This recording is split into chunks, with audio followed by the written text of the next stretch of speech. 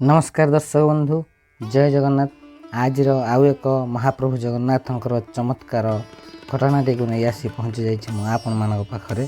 तेज दर्शक बंधु, महाप्रभुंकर यही चमत्कार कहानी को शुणा हेल्ले भिडियो को शेष पर्यंत निश्चिंत देखूँ एवं चैनल को जदि प्रथम थर आसते तेज चैनल को सब्सक्राइब कर पाखे आसुवा बेल आइकन क्लिक करने सहित कमेंट बॉक्स रे जय जगन्नाथ बोली निश्चिंत लिखुँ। तेज दर्शक बंधु, आसतु जावा आज भिडियो को। महाराष्ट्रर साधु मनोहर दास प्रभु जगन्नाथ दर्शन पर मनस्थ कर आश्रम बाहरी पड़ती आ गोटे शपथ करी जगन्नाथ को दर्शन करी तेरे चली चली ही श्रीक्षेत्र जीवी से ही करिसेंती। देहरे खंडे चिरा गामछा हले धोती और किछि फलसह फुंगला पादरे बाहरी पड़ती श्रीक्षेत्र अभिनेत्रे। बाटरे प्रभु जगन्नाथ जलान हरिनाम गाई गाई चलिबार कष्ट को भूले देउथांती। जेहेतु माघ मास समय दिन में बहु बाट चली कटे दियंती एवं राति रे कौनसी गछ मूले आश्रय नहीं जाती। देहरे चिरा गामुछाटे घोरे होई सेमिति शीत राति रे कष्ट को सही जाती। मनरे गोटे कथा भाबुथांती, श्रीमुख दर्शन मिलगले ये सब कष्ट चलीज, तेणु देह को देखी कहीं एमती चली चली पुरी ठारू किछि दूर रे पहुँची सारे। बेसी हेले आउ 2 दिन भितर पुरी रे पहुँची जिवे। सेतबेल को गोड़ भी आउ साथ दौनी बेसी बाट चलवा को, किंतु मन को टाणुआ करुथांती मनोहर। से भाबुथांती कष्ट पाइले सिना मो भगवान को दर्शन करी आउ विभु कृपा लाभ करी। तेणु धीरे धीरे चली चली आसी गोटे जगार रात यापन करे। पुणी सकाल जगन्नाथ नाम नहीं यात्रा आरंभ कले।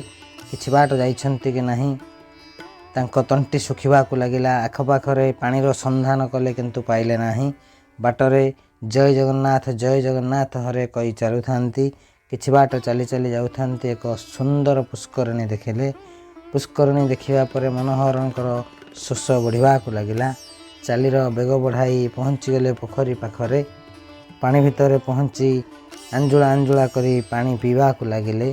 शोष मेंटिबा परे पोखरीर चारिपटे टिके मुह बुलाई आनिले। ओह कि सुंदर पोखरीटी, चारिपटे सबुज परिवेश।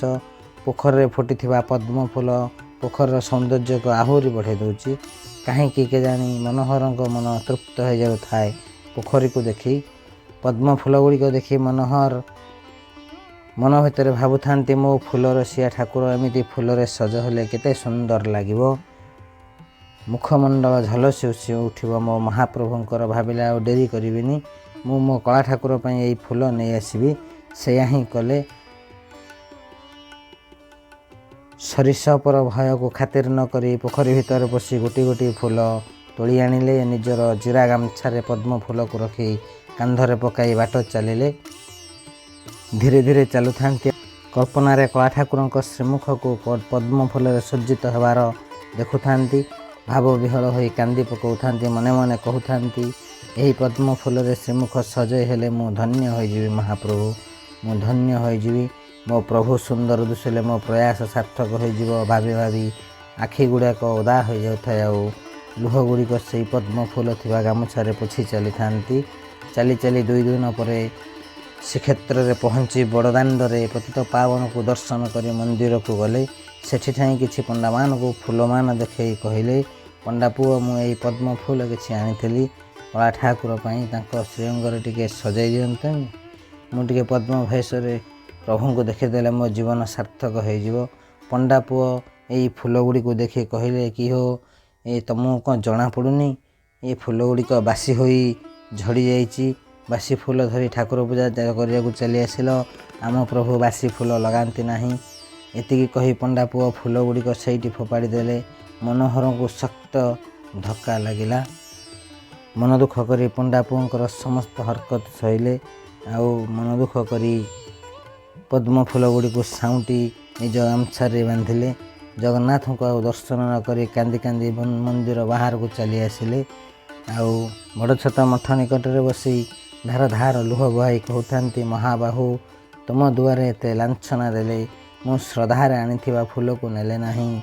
हे भावर ठाकुर, मो भाव किपरि बुझी पारिलनि महाप्रभु, किपरि बुझी पारिलनि? तुमे परा भकत बंधु, ମୋ ପାଇଁ କାହିଁକି ଏମିତି କଲ ପ୍ରଭୁ, ମୋର କ'ଣ ପାପ ହେଲା ପ୍ରଭୁ, କାହିଁକି ମୋ ଫୁଲ ଗ୍ରହଣ କଲ ନାହିଁ, କାହିଁକି ମୋ ଫୁଲ ଗ୍ରହଣ କଲ ନାହିଁ। ଏତିକି କହି କାନ୍ଦି କାନ୍ଦି ମୂର୍ଚ୍ଛା ହୋଇଗଲେ। ତୁମେ ପରା ବୋଲାଅ ଭକତ ବନ୍ଧୁ, ହେଲେ ମୋ ପାଇଁ କାହିଁକି ଶୁଖିଲା ଭାବର ବନ୍ଧୁ। ଏମିତି ଭାବି ମୋର କ'ଣ ପାପ ହେଲା ପ୍ରଭୁ, କାହିଁକି ମୋ ଫୁଲ ସବୁ ଗ୍ରହଣ କଲ ନାହିଁ। ଏତିକି କହି କାନ୍ଦି କାନ୍ଦି ମୂର୍ଚ୍ଛା ହୋଇଗଲେ ମନୋହର। ସେପଟେ ଭାବଗ୍ରାହୀଙ୍କୁ ଲାଗିଲା ବଢ଼ ଆଘାତ। ସାଙ୍ଗେ ସାଙ୍ଗେ ରାଜାଙ୍କ ସ୍ୱପ୍ନରେ ଆସି ଆଦେଶ ଦେଲେ, ହେ ଗଜପତି, ତୁମ୍ଭେ ଶୋଇଥାଅ ଅଚିନ୍ତା ନିଦରେ। ତେଣେ ମୋ ଭକ୍ତକୁ ଅପମାନ କରି ଫେରାଇ ଦେଲେନି। ତୁମ୍ଭେ ନିୟୋଜିତ କରିଥିବା ସେବାୟତଗଣ ତୁରନ୍ତ ମୋ ଭକ୍ତକୁ ଫେରାଇ ଆଣ। ସେ ଆଣିଥିବା ପଦ୍ମ ଫୁଲରେ ମୁଁ ସଜ୍ଜିତ ହେବି। ମୋର ଆଜି ମନ ବଳିଛି, ମୁଁ ବଡ଼ ସିଙ୍ଗାର ବେଶରେ ସେଇ ଫୁଲରେ ସଜ୍ଜିତ ହେବି।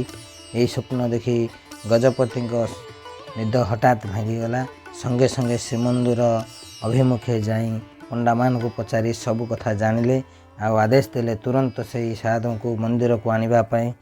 ସୈନ୍ୟମାନେ ଖୋଜାଖୋଜି କରି ମନୋହରଙ୍କୁ ଆଣି ଗଜପତିଙ୍କ ନିକଟରେ ପହଞ୍ଚାଇଲେ। ଗଜପତି ସାଙ୍ଗେ ସାଙ୍ଗେ ଯୋଡ଼ହସ୍ତ କରି, ହେ ମହାଭାଗ, ଅଦମ ସେବାୟତଙ୍କ ଆଚରଣ ପାଇଁ ମୁଁ ଦୁଃଖିତ। ଆମ୍ଭର ହୋଇଥିବା ଭୁଲକୁ ମାର୍ଜନା କରିବେ। ଆପଣ ଆଣିଥିବା ଫୁଲରେ ମହାପ୍ରଭୁ ବେଶ ହେବେ, ତେଣୁ ସେ ଫୁଲକୁ ଦିଅନ୍ତୁ ସାଧୁ ଗୋସାଇଁ। ମନୋହର ସବୁ ଶୁଣି ମନେ ମନେ ଖୁସି ହେଉଥାନ୍ତି। ସତରେ କ'ଣ ମୁଁ ଆଣିଥିବା ପଦ୍ମ ଫୁଲରେ ମହାପ୍ରଭୁ ସଜ ହେବେ? ସତରେ କ'ଣ ମୁଁ ମହାପ୍ରଭୁଙ୍କୁ ପଦ୍ମ ବେଶରେ ଦେଖିପାରିବି? ହସକାନ୍ଦ ହୋଇ ସେବାୟତମାନଙ୍କୁ ଦେଲେ ଏହି ପଦ୍ମ ଫୁଲ। ଆଉ ସେବାୟତମାନେ ନେଇ ତୁରନ୍ତ ମହାପ୍ରଭୁଙ୍କୁ ସଜାଇ ଦେଲେ ପଦ୍ମ ଫୁଲରେ। ମହାପ୍ରଭୁଙ୍କ ଶ୍ରୀମୁଖକୁ ପଦ୍ମ ଫୁଲରେ ସଜାଇବା ପରେ ମଉଳା ଫୁଲ ଗୁଡ଼ିକ ଯେପରି ଜୀବନ ପାଇଯାଇଥାନ୍ତି। ଓଃ, କି ଦୁର୍ଲଭ ବେଶ! ଆଖି ଲାଖି ଯାଉଥାଏ ମହାପ୍ରଭୁଙ୍କ ଶ୍ରୀମୁଖକୁ ଦେଖି। ମଉଳା ପଦ୍ମ ଫୁଲ ଗୁଡ଼ିକ ଜୀବନ ପାଇଯାଇଥାନ୍ତି। ସବୁଗୁଡ଼ିକ ସଙ୍ଗେ ସଙ୍ଗେ ତୋଳା ଯାଇଥିବା ଫୁଲ ଭଳି ଦେଖାଯାଉଥାନ୍ତି। ସମସ୍ତେ ଆଶ୍ଚର୍ଯ୍ୟ ଭାବରେ ମହାପ୍ରଭୁଙ୍କ ଲୀଳାକୁ ଦେଖୁଥାନ୍ତି। ମନୋହର ବି ବହୁତ ଖୁସି ହୋଇଯାନ୍ତି, ସତେ ଯେମିତି ତାଙ୍କୁ ସ୍ୱର୍ଗ ସୁଖ ମିଳିଯାଉଛି। ଆଉ କହିଲେ, ନିସ୍ତରିଲି ମହିମା, ନିସ୍ତରିଲି ତୁମ ପଦ୍ମ ରୂପ ଦେଖି। ମହାପ୍ରଭୁଙ୍କ ଶ୍ରୀମୁଖ ଦେଖି କହୁଥାନ୍ତି, ହେ ମହାପ୍ରଭୁ, ଯୁଗେ ଯୁଗେ ଆପଣ ଏମିତି ଭକ୍ତର ଭାବରେ ବନ୍ଧା ହୋଇଥାନ୍ତୁ। ଆପଣଙ୍କ କରୁଣା ପାଇଁ ଧନ୍ୟ ହୁଅନ୍ତୁ ସମସ୍ତ ଭକ୍ତ। ପରେ ମହାରାଜା ଗଜପତି ପଦ୍ମକେଶରୀ ଚାଉଳରେ ହୋଇଥିବା କ୍ଷୀରକୁ ମନୋହରକୁ ଖାଇବାକୁ ଦେଲେ। ଆଉ ସମସ୍ତେ ସେଇଠାରେ ହିଁ ଜୟ ଜଗନ୍ନାଥ, ଜୟ ଭକ୍ତ ମନୋହର କହି ହୁରି ପକାଇଲେ। ସେଇଦିନ ଠାରୁ ଶ୍ରୀମନ୍ଦିରରେ ବର୍ଷକୁ ଥରେ ପଦ୍ମବେଶ ହୋଇ ଆସୁଛି।